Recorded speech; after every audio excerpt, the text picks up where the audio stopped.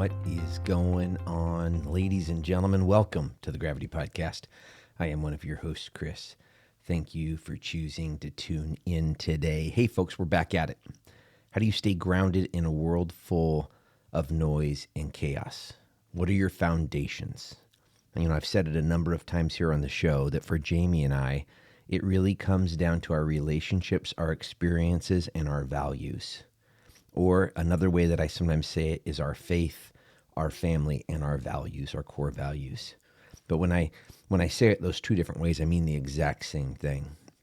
The relationships that we have with, on a faith level with God, the relationships we have with family and friends, and the experiences we have with all of them, along with our core values, is what helps us when the world is getting noisy.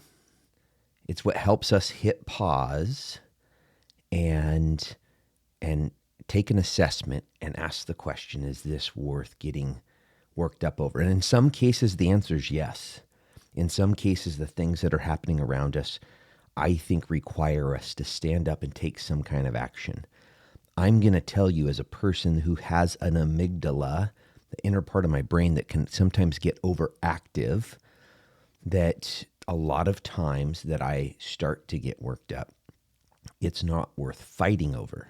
And if I pause, and you're going to hear the guests today talk about the power of pause. If I take the opportunity and pause and step into the power of a pause, kind of calling a timeout. Now, in some cases, folks, you can't do this, right? When life's happening around you, sometimes you have to just stay in the moment. You have to flip a switch and show up the best you can. And there's times, a lot of times, that I can pause. I can reflect. I can delay a conversation. And then I can step back into it, being emotionally qualified in a much better spot to engage in whatever conversation I'm having. Today's guest, Paige Arnone. She is, I'm trying to think of the right way to describe her, because the traditional titles I don't think do her justice. I mean, she's a yoga instructor. And through her business, she's helping first responders really look at whole health when it comes to mental and physical health, when it comes down to our diets, our nutrition, recognizing the power that food, fuel, has on our brains and bodies. But she's also kind of a badass, I think. I'm just saying my opinion. And I don't know her very well, but from the pre-conversation we had and from this interview, I think she has a lot to offer first responder organizations. I'm excited for you to hear more about that. But first, folks, I want to talk about some of the stuff we have going on right now at Gravity Consulting and Training. A number of classes that are coming up that are, most of them, actually only one of them is really focused on first responders, emergency medicine, and that's the Chaos to Courage class happening on March 17th. That is priced super cheap so that anyone can afford it, whether their work's paying for it or not. $45 a person. 2 different times on March 17th. Check out our website. It'll be down in the show notes. Also, we have a couple leadership. We have a Gravity Leadership series coming up, and this is for anyone. This isn't just for criminal justice employees. This is for the business sector. This is for faith-based. This is nonprofit.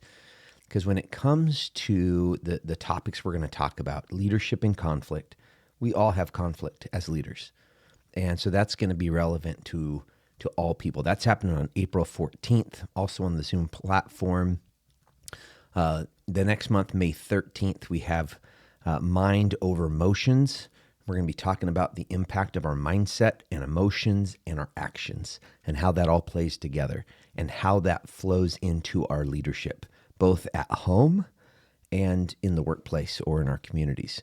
Really excited if you join me for that. These classes, the leadership series, are priced out at $150 per class.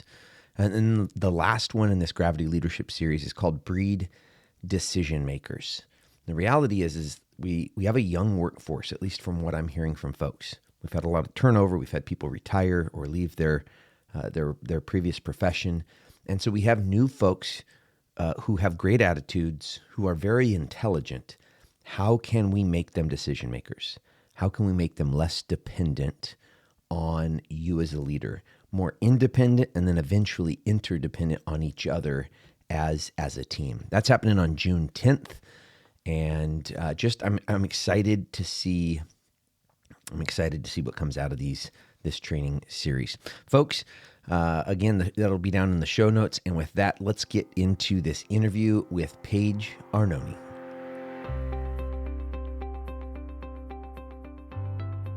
Paige Arnone, welcome to the Gravity Podcast. Thank you so much for having me. Hey, Super this excited to be here.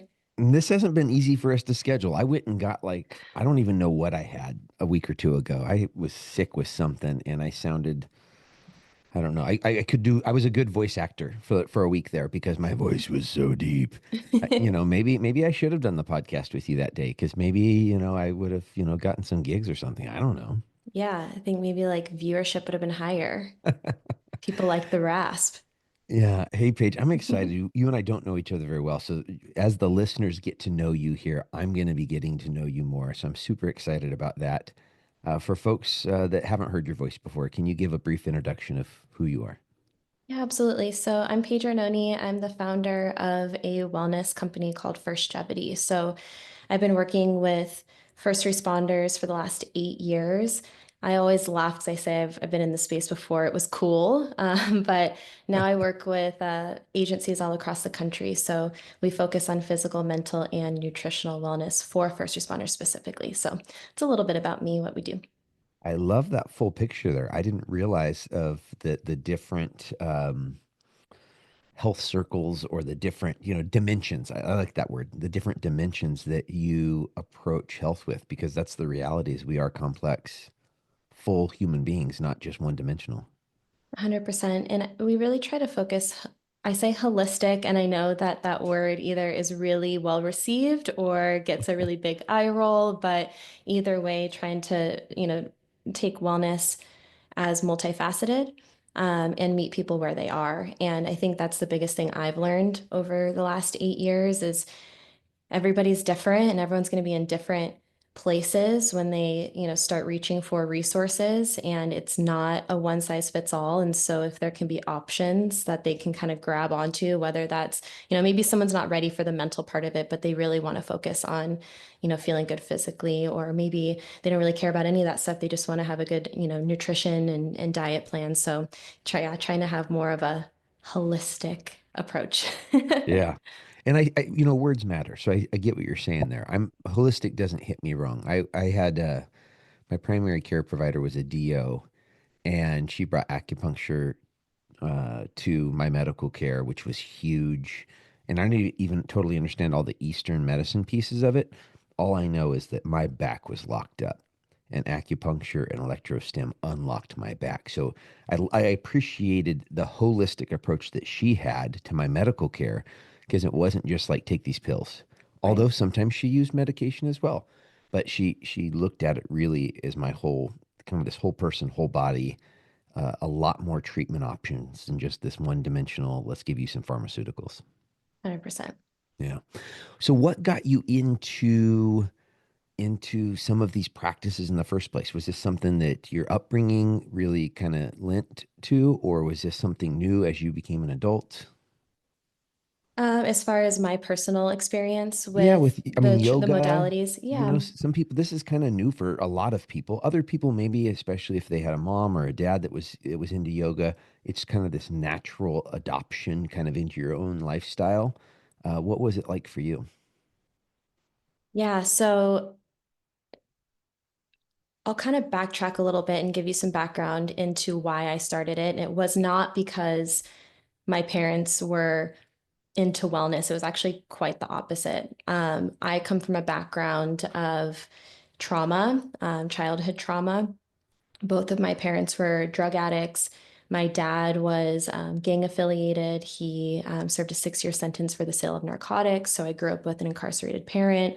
And I didn't know how to deal with those things. I think that, I just shoved everything down and I tried to survive. And for a really long time when I was young, I thought, because I couldn't fully comprehend why they were doing those things, I was super young. And so I thought that it was because of me, because I Mhm. wasn't good enough. And so for a really long time, I was like, well, maybe if I'm, you know, smarter or prettier or more athletic or funnier, then they'll love me and they'll stop doing what they're doing. And so I would always try to kind of conform myself to be a version of what I thought they could potentially love. And so I would throw myself into academics. I was a cheerleader when I was younger, so I would throw myself into that and just try to be the best at all of those things. And now, retrospectively, I know that it had nothing to do with me, and it didn't matter if I was, the best at anything, that they were still going to do what they were doing and make the choices that they were making. But I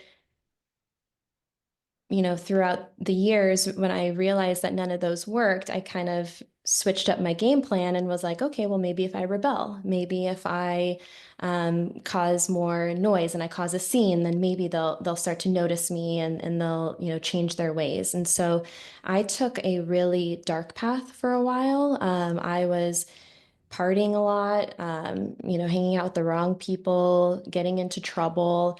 And eventually, and I talk about this a lot because I do think it sticks out in my mind. It always has, where I woke up hungover on a floor in college and like didn't really know where I was. It was just like, what's going on? And I realized in that moment, like if I don't make a change, if I don't choose a better path for myself, I'm going to end up just like my parents.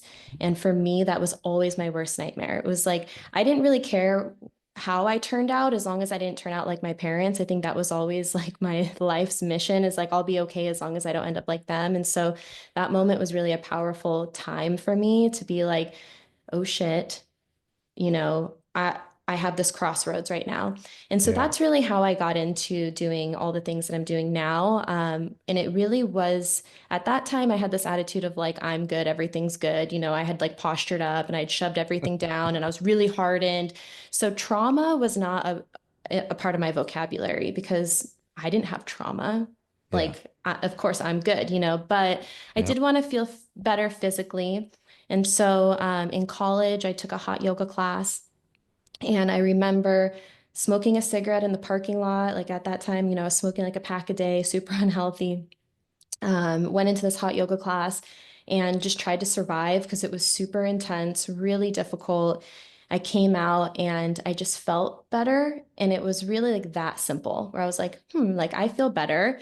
So I'm going to keep doing it. And that really kind of set my trajectory for wellness. And through those practices, I was able to, process a lot of the things that I had been through. So I think that it really did happen because of my past experiences, but it was my decision to choose a healthier path for myself. Wow. That's a powerful story, Paige. And what I hear you saying is it wasn't like I know this from my own story as well. It wasn't like I'm gonna fix everything at once. It was a hot yoga class, Hmm. right? I mean, there was a moment before that. It sounds like you waking up on your dorm floor, but then you do this hot yoga class and you're able to process. I feel better than I did before I did this, and I like this. And so now 100%. now you're going to stack at least hot yoga. Let's keep stacking that on top of each other, right? And do more hot yoga classes. What was next? So obviously hot yoga was that first thing. What did you add in or maybe subtract out of your life to continue to kind of stack up these healthy protocols or healthy habits? I love that question of what did you subtract out? Like, what did you add in, but what did you subtract out? And I've never had anyone ask me that before. And I think that that's a really great perspective to have because I do think that it is a two-sided approach, right? Like I did have to lose a lot of the things that I had been doing before and, change a lot of the things that I've been doing before, but then at the same time add to it. So I think that's a great question. So it was really simple. It was, just taking these yoga classes and feeling better. And I stopped partying as much. I started like hydrating more and, really felt so much better. But I did lose my previous lifestyle, which I think there's a fear that I think a lot of people have of losing things. But I think that sometimes when you lose the things that aren't benefiting your life, it's like the best thing that you can do for yourself. And so I did lose friends. Where retrospectively I found out that, maybe they weren't friends, they were party friends or, seasonal friends or whatever that was. So, kind of changed my friend group. I started eating healthier, like I said, not partying, hydrating more. But I did just do yoga for a long time. Like it was just something that I did consistently for, a few years. And I don't necessarily think that it was all the physical anymore. It turned more into a mental and emotional process for me. Mm. For a long time, I had flashbacks. My dad was really abusive physically and verbally. So there's a lot of domestic violence when I grew up because when he got out of prison, he went straight back to using. And so I was exposed to a lot of things and um, similar with my mom, different, but similar with my mom. And so there were a lot of things I didn't process. And so I wasn't able to sit with myself in silence. I would have flashbacks. I wasn't able to pause before responding to situations. So I really think that the mindfulness part of it and the breathing techniques were really what helped me through that emotional process. But it really was yoga for a really long time. And I knew that because really it saved my life in many ways. And I know that that sounds like maybe a little bit dramatic, but it did completely change my life and saved my life in many ways because I do think I would have ended up going down a really bad path. But I knew that I wanted to help others, and I knew that if yoga could help me, it could help other people. And so that was kind of the trajectory for what I did professionally. But that didn't happen until years and years later. It was just try to be consistent with doing this practice and processing the things and, trying to, put one foot in front of the other, manage my stress, my anxiety. And then eventually it became something that I did professionally. But that was probably like fast forward like 10 years. Okay. Wow. You said something interesting there, and I'm not going to get the words right, but hopefully you'll know what I'm talking about.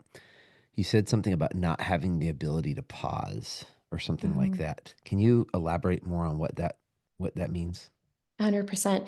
So I was really nasty. I was very emotionally reactive. And I think a lot of people can relate to that. Um, when when you don't deal with things or when you go through a lot in your life and you are kind of forced to grow up quickly or you're forced to posture up and I think that it does something to your emotional response to things. And so if anyone was at all confrontational with me, I was immediate to respond. Like I was like, you don't know me, you don't know what I've been through. I really had this mentality of like, I've been through worse than you. Yeah. And now it's like, I can't believe I was in that mindset because it's not a competition to see who has been through the worst things. We've all been through different things, and we all like deserve to be, acknowledged and respected for those things, or like at least like have some empathy. And I didn't have that at all. I was just like, I've been through the Yeah. worst and like really middle fingers to the sky. And I think when you're in that space, and anyone who has been in that space before, you know that when you respond, it's usually not great, and you usually regret it afterwards. And then you Yeah. have to like dig yourself out of that hole that you just created for yourself. And so, it really was my life for a long time. But through breathing and being present in mindfulness, I was able to take a second and decide how I wanted to respond and realize that Yes. like I didn't have to respond immediately. Hmm. I could take a moment, and I always say it's the power of the pause. And I've been saying this forever, and I think that now there's maybe a book that's come out that's titled this, but to me, that was freedom because now I had control over my reactions and my emotions rather than my emotions having control over me. And I feel like that's how it was for a really Yes. long time. And so it really just gave me that ability to take a step back and say, like, how do I want to choose to respond to this? Yeah. From what I understand from the psychology, and then both that and the medical coming together, is when we're in those environments of fight or flight, whether it be because of things happening in our home or occupation, your amygdala actually changes. It actually gets enlarged. And again, I don't want to use that as an excuse, because if it's an excuse, now I'm a victim of my amygdala. I don't want to be a victim. I Mm. want to be in control of this stuff, right? I want to, yes, I mean, I guess I had a friend recently say, he used a phrase, and I didn't like it at first. It was nobody follows a victim. And I didn't like it because I felt like it was almost, hey, these people are, if someone's a victim, they're already down, right? Like, let's not punch them in the face while they're down. But the more I thought about it, is there's two different, there's being in a position of being a victim, which I think is like you've been victimized, something has happened to you, versus your posture. And I think you can be in a position of being a victim, but have a posture that's not a victim posture, meaning it sucks. You're going to let people support you and help you, but you're also doing the things to try to move through this process. And I'm getting long winded, so now I'm totally forgetting where I even started here, Paige. So I apologize. Um, It's okay. uh, I think it's kind of to talk about what you just said. I think it is such a fine line, especially when we're working in this space, with law enforcement and first responders, because I think that to one extent, like, yes, there's this mentality of like, hey, like you gotta push through. And I think to a certain extent, like we do, yeah, it's like we got to keep going, but I love what you said. Like we also have to work through it.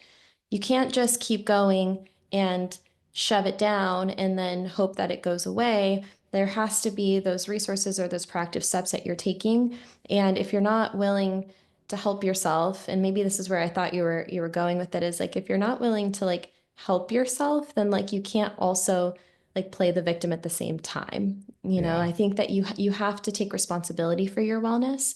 Um, but I do think that you have to acknowledge that things have happened that you have to process. I think a lot of yes, times, like for me, like I didn't acknowledge it for a long time. I was like, I'm good, everything's good, nothing can penetrate this wall that I've built, like, like whatever, I don't care.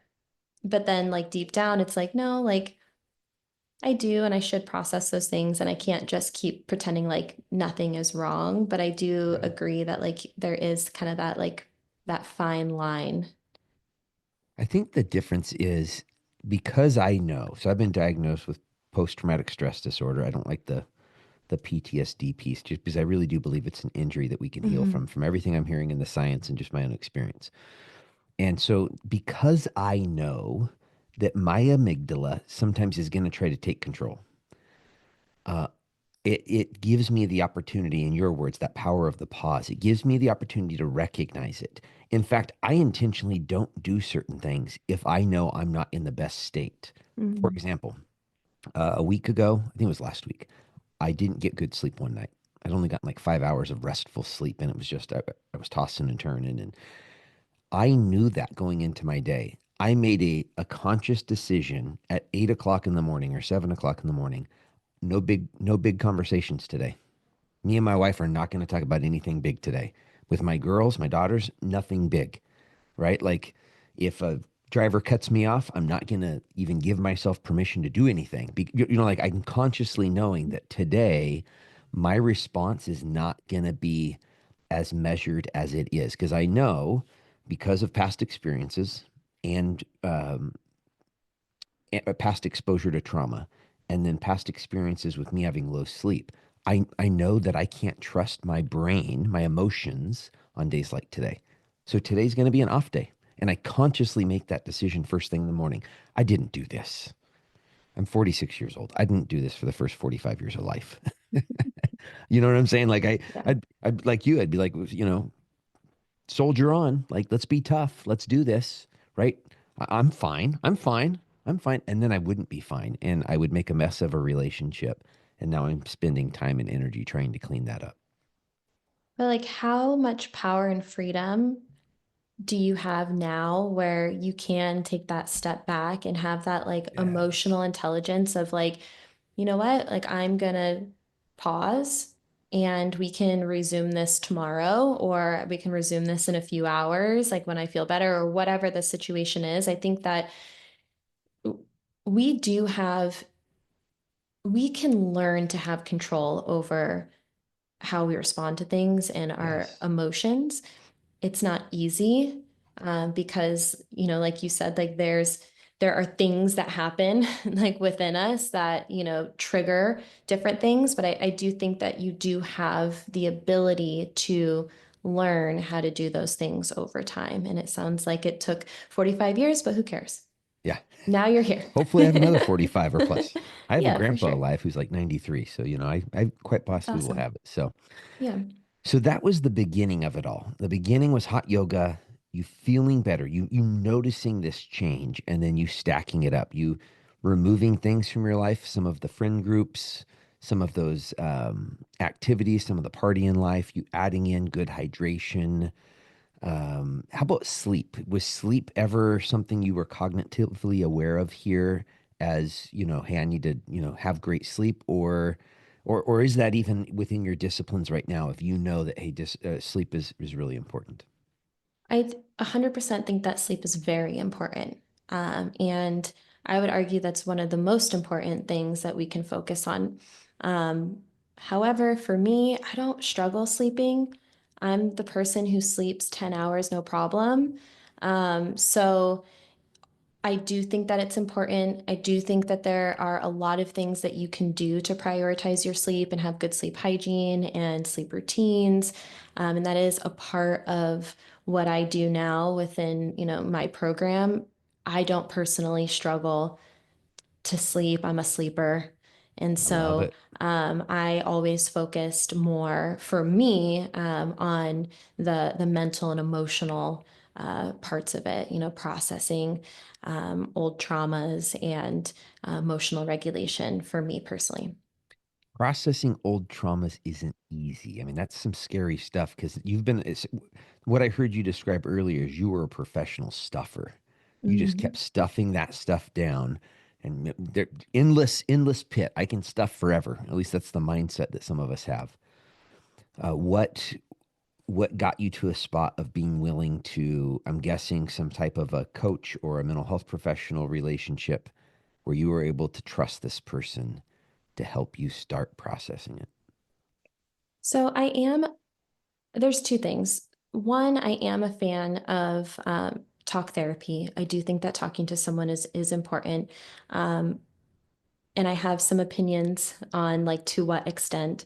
However, I think my aha moment for me was I had been doing yoga for many, many years, and I was going through teacher training. So when you become like a yoga teacher, there's like a school basically that you have to go through, and you have to do 200 hours of training.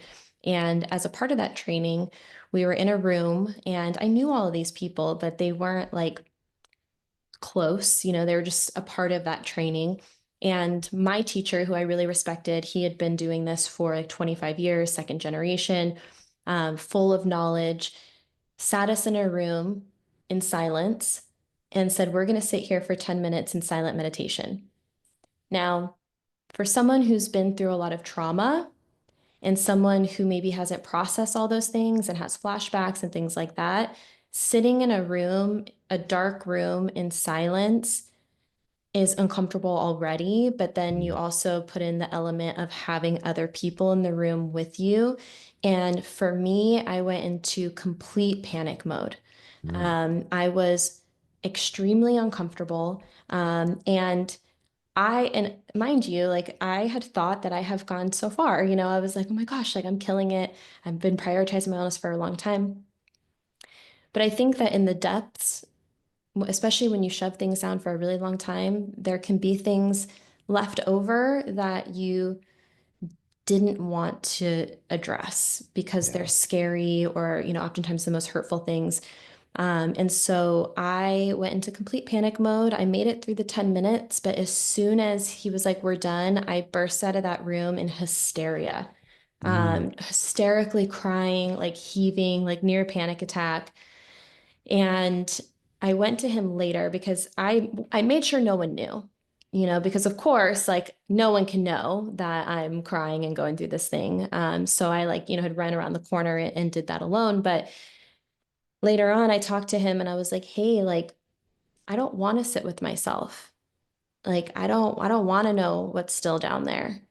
And he yeah. looked at me and he goes, Paige, if you can't sit with yourself, how do you expect anyone else to want to sit with you? And it Mm, was like this moment where I was like, you're right. Like, if I want people to support me and love me and like be there for me, like, I have to do that for myself, like it yeah. starts with me. Like, I can't expect someone to support me and like, you know, and go through this life with me if I'm not willing to take a deeper look at me first. And Yeah. so it really put that responsibility and accountability on me. And it also was this moment where I was like, okay, I have a lot more work to do. And I think that for anyone listening, it's a never ending process. It's like it takes time. It's not like overnight, especially if you don't deal with like years and years and years of things that you just, put down there. And so for me, having the ability to sit with myself in silence and like really just process and be mindful and meditate was really, really helpful. And then I also did talk therapy for a while. And that was also helpful to be able to, get a different perspective and have someone kind of ask me questions and walk through those things that, maybe I wasn't comfortable telling friends or, Yeah. so yeah. I think that's the story for a lot of first responders is you don't realize it because when I first started the job, I remember my first 6 days. We worked to 6 days on, 3 days off, 8-hour shifts. And in my first 6 days, I had 3 dead bodies. Mm. And they were unattended deaths, meaning people dying of old age or health issues, but no foul play based on the investigation. But I remember ending my first 6 days going, crap, people are dying all the time. And I was working over in the greater Seattle area at the time. And so I was just like, man, this is an unhealthy place. But the reality was is at first, even though I didn't love those calls, they didn't necessarily bother me. I mean, like if I had a choice to do that or something else, I'm probably picking something else. But it wasn't until later in my career that I started to realize the weight that death scenes and child abuse cases were starting to have on me. And I oftentimes use the reference of a check engine light. Mhm. In your car, the check engine light comes on. You don't know what's wrong with your car. You just know that there's something wrong with it and you need to get it to a mechanic or plug the little computer in to see what the readout says, what's wrong. And I had moments like reading a Cabbage Patch Kids book to my daughters and I started to cry. And I'm like, what's going on? I Yeah. don't mind crying over like a daddy daughter movie or something like that is supposed to elicit emotions. But Cabbage Patch was this weird thing. So your story that you just shared there of it's going to take a while. In fact, it may take the rest of your life. Now, rest assured, at least my experience, and you speak up, Paige, if yours is different. Once I got into doing the work, once I got into being comfortable sitting with myself in processing the trauma, when I got comfortable and trusted clinicians, and I actually checked myself into a PTSD recovery center. So the other clients in the place, and I trusted them enough to share the stuff. I got a lot better quick. But it's just like you said, it's not over. Like I live in the same city that I policed. I still drive around the city and I have flashback reactions. They're not like in the Mhm. movies where I'm like jumping on the ground and crawling around because I think I'm in combat or something. But my body will respond to certain locations in this city.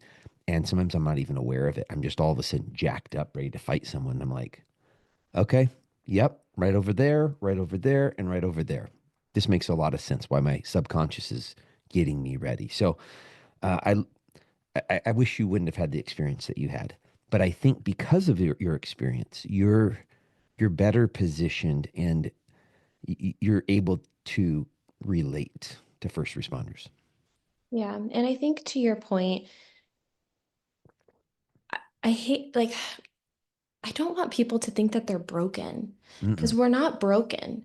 Like we all have different stories. We've all been through different things. We all need resources to be able to offload those things and to process those things. But ultimately, the goal is to learn from them and then grow and thrive because of or in spite of those things. And then we have not only, more freedom in our life because we're not being, held down by those things, but then we have the ability to help others. And I think Yes. that for a long time, I didn't want to share my story with people. Like I did not want to be vulnerable.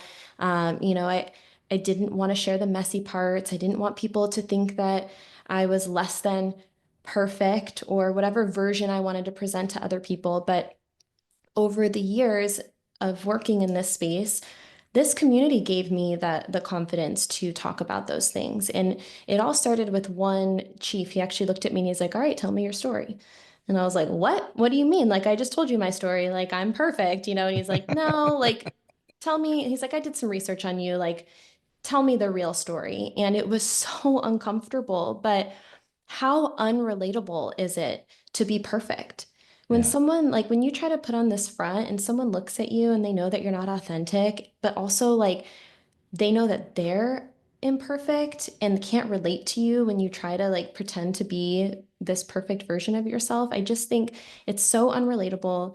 And I think I drew a lot of commonalities with working with law enforcement and in the first responder community is like we all need the resources to process these things, and we can all come together and relate to each other in one way or another. And so it really, and I say this all the time, but I really think that what we've gone through becomes our superpower in the end if you let it. Yeah. It could be like the ultimate like detriment, if we're not processing and dealing with it. But on the other end of the work, there's power and freedom and opportunity to help others and to inspire others. So that's what I try to do is use all of that hardship to do good and to help.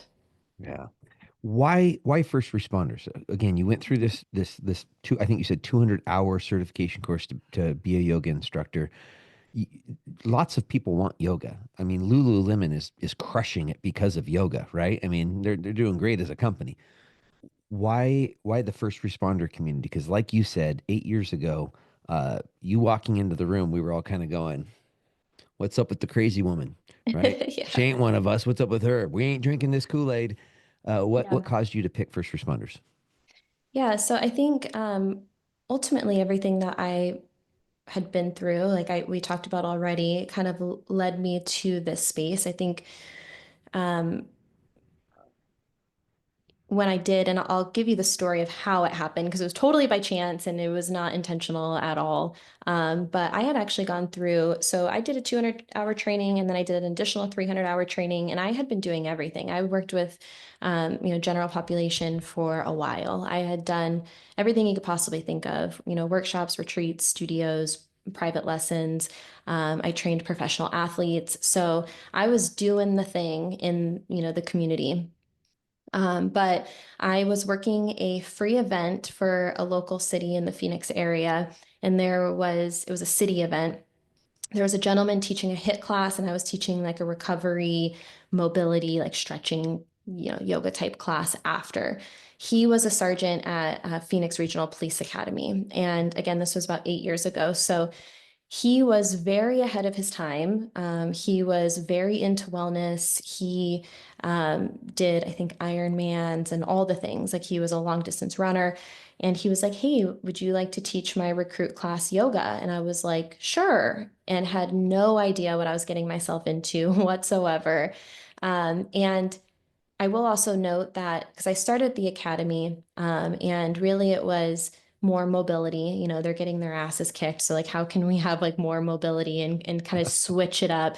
But it was very volunteer. I think everyone was like, cops don't do this. This is not a part of our culture. This is, we'll never like contract with you, but if you want to come in and, do it for free, we won't say no. It was kind of, I think, the attitude 8 years ago. And every once in a while, because my name got around because he actually, the guy who got me in, he was like, I'm leaving, so I'm gonna like introduce you to other people. And I was like, where are you going? And he's like, I'm out. I'm gonna become a firefighter. And so he left his role as a sergeant at the police academy to become a firefighter, which is kind of interesting.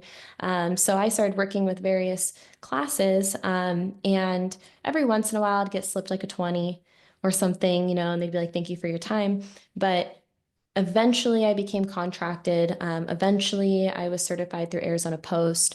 And then eventually, I started working with agencies as well. And there is a huge difference between working in academy and agency. And we can maybe talk about that later. But the aha moment for me, I was observing scenario training at the academy. And I had been working with them probably for a couple of years at this point. And it was like pitch black. There were strobe lights and, sounds of like windows crashing and dogs barking. And they were doing the scenario where they had to fight someone off with a knife. And I was sitting there observing and I was getting stressed. And I was Mm, like, oh my gosh, like what is happening? And I was almost in tears by the end of it because I had this realization that this is not they're training for reality. Like this is not yeah. just they're going to do this in here and they're actually preparing themselves for real life situations. And this particular class was so young. They were all like 21, 22 at the time, and Yeah. it just really connected me back to why I started doing this in the first place. Is like I really wanted to help people. And I felt in that moment that this is where I could help the most and that this was the community that needed the most help because the careers that you guys choose are so honorable and admirable. They're some of the hardest careers you can choose and Yeah. the Yeah. things that you see and go through. And so I really think that it just connected me with that of like why I started doing this in the first place. And I really wanted to help. And so at that point I kind of just cut everything else out and dove straight into I started working with law enforcement first. So I started working with only law enforcement at that point, started working with agencies as well. And then I started expanding and working with some fire departments after that. But totally by chance. You're right that there are so many other places that I could have done it that would have been easier, where I don't walk in a room and they're like, "Who's this girl?" But it's been the best. It's been really rewarding. Yeah, well, just so you know, they do it to everyone, including me, and I'm a retired police officer. So I just gave a leadership talk yesterday for a local restaurant business for their regional managers and store managers, and they welcome me with open arms, big smiles on their face. They're excited for me to be there. I walk into a group of officers, and typically I know I got to earn trust, and I Yep. got to do it here within the first like 20 to 30 minutes. Yeah. You know what I'm saying? Because if I can do that, we're going to have a great week if it's a week long training. If I fail at building relationship and earning trust in that first, beginning of the class, it's going to be a rough week for everybody. Yeah, um, for sure. so, let's say someone's, I mean, there's enough talk and, different conferences that are going on, first responder conferences and other similar branded ones. I've seen yoga instructors there. So I know that this is more and more being introduced to our career fields. Let's say an officer is going, maybe, or a first responder in general is going, maybe I try this out. That's the way we usually do it. I'll dip my toe in, Paige. Gonna dip my toe in, but if this gets weird, I'm out. How can people maybe dip their toe in? Is there a way to dip their toe in to try out yoga? I know that's only one dimension of what you offer, but let's start with that and then we can grow it from there. Yeah. So the first step is always the hardest, and I think that one, people have to want it. Yeah. They have to want, and not necessarily yoga, but they want to have like want change, Yes. and to feel different than they do now. And so I think there has to be a deeper why behind what we're doing. Both of us have kind of talked in one way or another of like the turning point of like, okay, it's like we got to do something. First step is always the hardest. I think that one and I'm not going to get on a soapbox, but I think it's important how we present things. And, if, and you're right, receptiveness for yoga is growing, especially with the younger generation. I think the younger generation kind of grew up with that being like pretty normal. Older generation, maybe not so much. Yeah. But I think that if we can approach it in a way that is well received, then that is going to be helpful. So, you know, for anyone who's taking a class, maybe like try to find a teacher that resonates with you, someone who maybe has experience teaching in this space, because it is a little bit different how we approach it. Yeah. I've had people tell me that they've brought like yoga teachers into their agencies, and they started chanting and like burning sage, and it just turned everyone off. And I was like, if you are going to bring someone in, bring someone in who understands the culture a little bit, who understands like who they're teaching to. And because it is hard for, as soon as you turn someone off from it, they're probably never going to try it again. So I Yeah. think Yeah. sometimes we have that one small window of opportunity. So I would just say, like, if you're doing it at your agency, try to find someone who, maybe has experience and knows who they're teaching to. If you're an individual and you're trying it on your own, like, again, maybe try to find a teacher or someone who, specializes in this space, and, maybe isn't too woo. Because I think that, but then I think your woo can grow. I think some people like they get Yeah. comfortable with that and then they're okay with that, but I think if someone's kind of like hesitant, start slow, maybe try something that's a short class that's like 5, 10 minutes.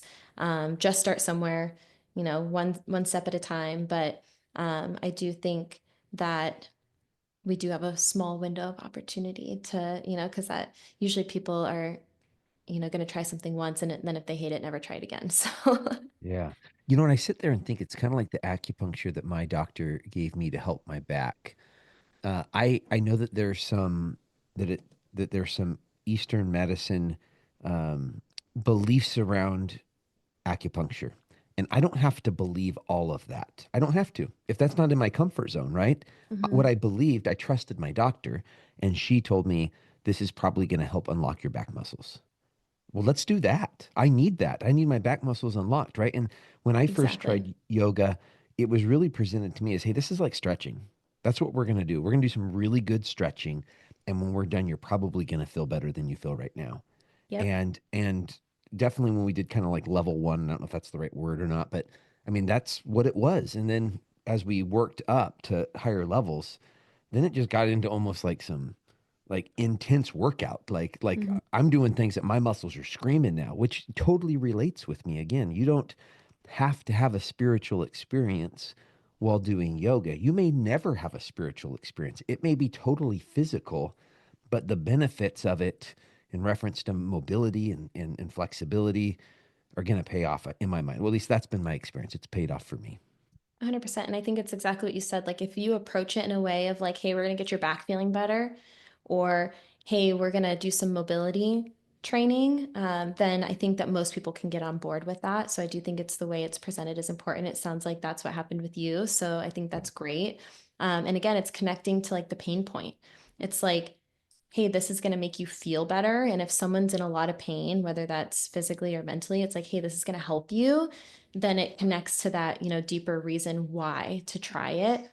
I also think that a lot of people don't realize that when we're doing, and it could be other physical activities. This could be the gym, running, walking. It doesn't have to be yoga, but physical and mental health are closely related and Yes. they feed into each other. If you don't feel good mentally, you're probably not going to feel very good physically. If you don't feel good physically, you're not going to feel very good mentally. And so it becomes kind of this vicious cycle. In yoga, in the context of yoga, it's the opportunity to be present and really to breathe. Like, Yeah. the physical part of it is great for the body, but it's also really great for your mind. It regulates your nervous system. So when you're in there, you're breathing the whole time, you're focusing on what's going on with your body in that moment. Are you doing it right? You're feeling all the feels because you're really tight, whatever. And so I think that's a huge benefit to coming out. It's not just we're going to get your back feeling better, but we're also going to like breathe throughout the whole thing, which is going to regulate your nervous system and it's going to, de-stress you throughout the process too. And you don't even know it. You don't even know And that that, you're being mindful or, doing yeah. anything. It's kind And of like that's a common secret training. thing. That's common training within first responders now is the breath work. You know what I'm saying? Like 100%. uh, Grossman put it in his books, and then there's just been so many other, whether it be medical doctors or psychologists that have published work talking about the positive impacts of of that controlled breathing. Mhm. Let's add the other layer. You said you also address nutrition. There was three things, and I can't remember the third one, so please help me there. But let's start with nutrition. I have found a huge change in me as I've started to really look at food as fuel. Now, I still enjoy certain things, and I even let myself cheat, but I'm definitely a lot more intentional about the food I put in now at the different times of day based on what I'm currently doing physical activity or training wise. So what's your approach to nutrition and how do you layer that in with yoga and the other services you offer? Yeah, so to kind of comment on the three pillars, if you will, or the three areas, we have the physical part of it, which we covered. So we do mobility training, we do PT, like strengthening as well. As a part of that mobility training, we do some yoga stuff. So there's kind of a few different options within the physical part, but we're really focused on injury prevention and injury recovery. So those are like the top Yes. two. From the mental wellness perspective, we do use a few different training methods: breathing, mindfulness, meditation. And that is to improve sleep, to reduce stress. And then we also have mental resiliency practices. From the nutrition side, I'm actually partnered with a registered dietitian and nutritionist for that. That's not my specialty. Okay. However, it is something that we know is important within the first responder community. One, because you want to operate at a peak physical performance, but also it impacts your brain and the way that you make decisions. And so we want to make sure that we're approaching all three. So the way that we do that is we do personalized plans. So everyone that we work with has the opportunity to tell us what they need specifically. Because again, it's not a one size fits all. Like Yeah. maybe your back doesn't hurt, but your shoulder does. Or maybe like your shoulder doesn't hurt, but your hips are really tight. So you get to tell us what you want from a physical, mental, and then nutritional perspective. We know a lot of people are wanting to lose weight. We know that, there's statistics that, you gain weight over years in the career, typically, not everybody, but typically. And so from the nutrition side, you can tell us what you're looking for if you're wanting to lose weight, build muscle, if you want meal prep plans, if you need more education about wellness, or excuse me, nutrition. And then my registered dietitian nutritionist partner will put together personalized nutrition plans for each person. I love that. I know obviously you're established in Arizona, being Arizona Post certified. Do you provide these services to agencies or individuals around the country? Yeah, so both. I'm all across the country. I think I'm in 14 states right now with the program. I do both. For a really long time, I only worked with agencies. Okay. That was kind of how I started, was working with academies and working with agencies. And so it was an opportunity for the agency to provide these resources for their employees basically for free. Like they would pay for the program and then everyone could benefit from it. I had a lot of feedback after doing that because there were a lot of agencies that maybe didn't have the budget or maybe didn't have the desire to provide these resources. And there were a lot of individuals who were like, hey, like I still want or need something. And so now I also do plans for individuals as well. If they, if their agency doesn't have the ability or the desire to do it for them, then they can, kind of take that into their own hands too. So everything I do is virtual. So that's why I'm able to do everything across the country. So based in Arizona, but work all over. I love that. And that's, there's aspects of Zoom or virtual meetings that I don't love, but you and I would not be having this interview. I don't have the budget to fly down there. I'm guessing you don't have the budget to fly up here to be on the Gravity podcast. So I love how it opens up just the opportunities for us to connect with more people and get resources into people's hands all over the place versus just in our geographical location. And I agree with you. I think that nothing beats in person. Yeah. Like nothing is going to beat that, like eye to eye contact, shaking someone's hand, having Yeah. that personal connection. The biggest challenge that I saw in the very beginning when I started working locally was shift work. Yes. It's impossible, especially when we're talking about an agency as a whole. Like it would be so challenging to be able to provide something for everyone. Because if you have a class at 12 o'clock on a Wednesday, you're only going to get a small percentage of people who are available during that time to come and do something in person. And so the reason why I chose the virtual platform is for that reason, so that everyone felt included, especially night shift. Night shift was always shafted. Like they didn't have, Yes. the opportunities to come in and do those things. And so when we can have 24/7 access, it not only like makes sure that everyone has something, but it's also like during the times when you need it, like how many times, I don't know if you can relate to this, like how many times have you needed resources at like 2 o'clock in the morning at home? 100%. When you're like, man, like I'm really struggling, my anxiety is really high, like I can't go to sleep or whatever it is. So to Yeah. have something like available like in your pocket right then and there that you can open up, and it's there to help you 24/7. You can't get that with in-person stuff. It has to be virtual. So that I agree with you, in person you can't beat it, but as far as accessibility, virtual was really the only way that I found that we can help everyone when they need it.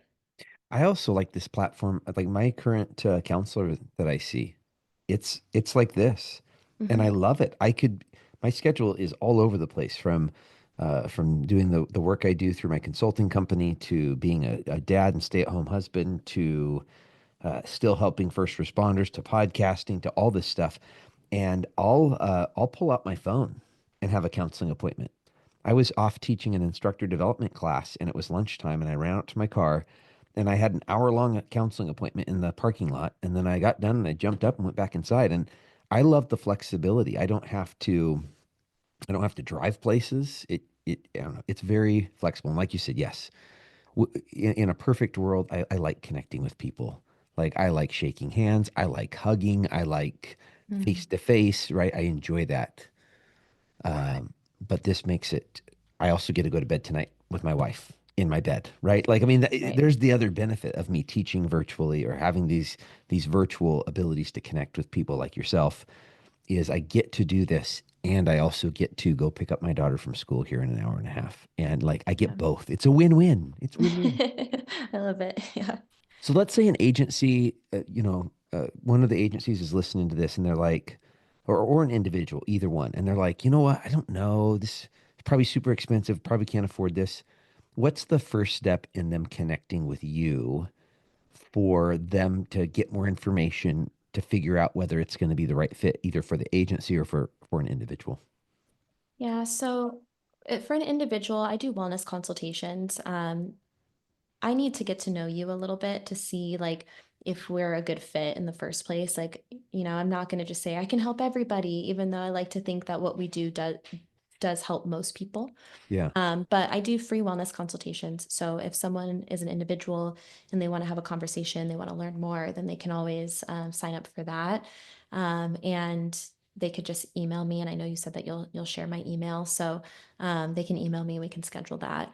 Usually for agencies, it's a little bit more of a process. I mean, it's um, there's lots of moving parts. yeah. Typically, I try to speak with leadership about that. Usually, command staff would be kind of involved in those decisions, trying to get as much of the team on board as we can. But we would schedule a Zoom call at that point, and I can share more information that way. So, usually, my email's best. Just email me, and then we can schedule and kind of look at what that looks like. I love it. And are you active? I mean, I know you have a podcast. What's the name of the podcast? What channels is it on? I can't take away from your podcast. Oh, you absolutely can. And we are absolutely pointing towards yours, Paige, because here's the deal. This is the reason I started Gravity really is to put more resources in the hands of first responders because I was in charge of our peer support team. I was the guy that was supposed to know it all. And although I did know of resources and I reached out to some of them when I really needed them, there was still a lot of unknown for me. And it was scary. Yeah. I was legitimately scared. Thought I might have to sell the house, even though my wife and I have been married 26 years. She has never said anything that would lead me to believe she would leave me. The perfectionist within me had the narrative going, you are a failure, you're a piece of crap, she's going to leave you. And Yeah. so there was all that fear. And so that's the reason I like to have on people like yourself. And I really appreciate you coming on because you're one more resource. And I don't know who is going to connect with you, but I believe that you're going to be that perfect resource for somebody that's really going to help them take back control of their life. So yes, Thank I you. want people to listen to your podcast because I believe it's going to help people. Thank you. I appreciate that very much. And um, my podcast, it's called Words of the Wise. And the premise of it is to interview leadership and get their words of wisdom when it comes to wellness. And I really started that because, and it's the same thing as you know, it's like, how can we build a community and a culture of wellness? And how can we inspire others to, reach out for help if and when they need it? And I had so many conversations with leadership where they were like, I wish I would have known this earlier. Or Yeah. if I would have prioritized my wellness, maybe it would have saved my marriage. Or maybe I wouldn't have 3 shoulder surgeries or whatever it was. There was Yeah. always something that was like, I wish I would have known, or I wish I would have done this earlier.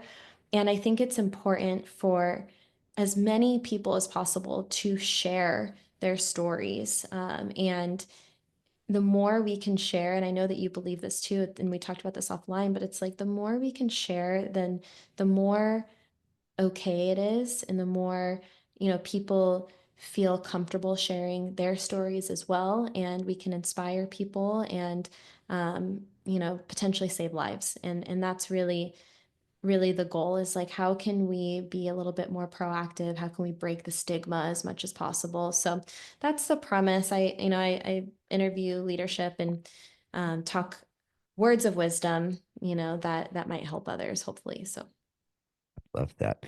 What are the other ways that people can connect with you? Social media? You've already mentioned your email, your website. I'll have those down in the show notes. What are other ways that people can connect with you if they want to just follow what you're doing? I'm really active on LinkedIn. That's basically it. I have like a personal Instagram. I don't really share that too much. People have found me, so if they do, it's okay. But LinkedIn is where I post most things. So you can always find me on there.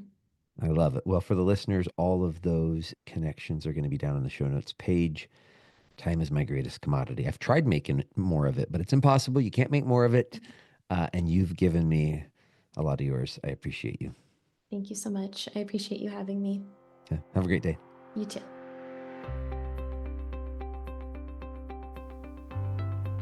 Wow, folks, what did you think about my interview with Paige? I know I say it all the time, folks, but I'm constantly taken back by this opportunity to sit and listen to other people, their life stories, their perspectives that have shaped them into who they are now, based on their history, based on probably the people they surround themselves with. You heard Paige saying that she made a change. It wasn't just about adding things into her life. She removed things and people that were not going to lead her to the outcomes, the healthy outcomes that she wanted. And I think we have a lot that we can learn from that in our own lives. Hey, Jaimie and I want to learn how we're doing here on the podcast, folks. Maybe we need to take stuff out of the podcast. I don't know. And there's a few different ways for you to communicate back to us. First and foremost, please follow us on whatever podcast platform you're listening on. That will cause the next episode to come up in your dashboard. You can rate and review us if you're listening on Apple or Spotify. That's a big deal for us, folks. That actually makes the podcast more viewable to other listeners. Both on Apple and Spotify, there's 5 stars waiting on our main page, and we'd really appreciate a 5-star rating if we've earned 5 stars, folks. If we haven't earned 5 stars, keep your stars. Instead, shoot me an email at chris@gravityct.com. Let us know how to make it better. Future Mighty Monday motivating topics or guests for me to interview. Folks, we only get to live this life once. Let's go out and take care of the people in our tribes. Take care of each other. God bless.